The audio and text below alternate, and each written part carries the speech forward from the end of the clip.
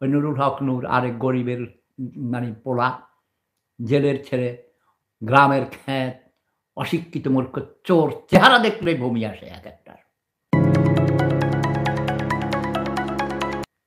নতুন দল জানা বানাইছে, এটি আরো খারাপ, টোকাই, এদের গায়ে গন্ধ, এদের চেহারা দেখলে মানে আমার হাগু আসে, হাগু।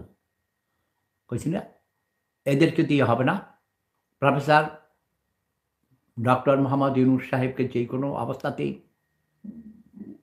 জনগণ যেভাবেই হোক, সব জনগণ নয়, চক্রান্তকারীরা তাকে ক্ষমতায় এনে বসিয়েছে। প্রায় ১ বছর হতে চলেছে।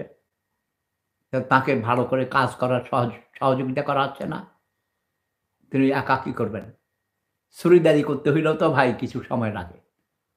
চোর-সোপ্টা, ডাকাইত, লুটপাটকারী তৈরি করতে হয়, তাই না? ট্রেনিং দিতে হয়, পরামর্শ দিতে হয়, বুদ্ধি দিতে হয়। তো প্রফেসর মোহাম্মদ ইউনূস সাহেবকে আমি অনুরোধ করছি, যেভাবেই হোক আপনি ক্ষমতায় এসেছেন, আপনাকে ক্ষমতায় বসিয়েছে জনগণ, ছাত্র জনতা।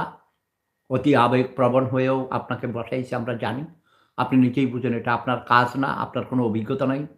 তারপরও সময়ের প্রয়োজনে আপনাকে আমরা সবাই মনে করেছি ঠিক আছে আপনি ভালো নোবেল লরিয়েট, সারা পৃথিবীতে আপনার সম্মান আছে, আপনার নাম ডাক আছে।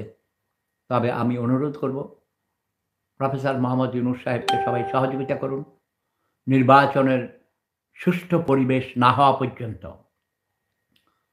যতদিন লাগে, প্রয়োজন বোধে ৫ বছর, ৬ বছর, ৭ বছর লাগলেও তাকে আপনারা সহযোগিতা করুন।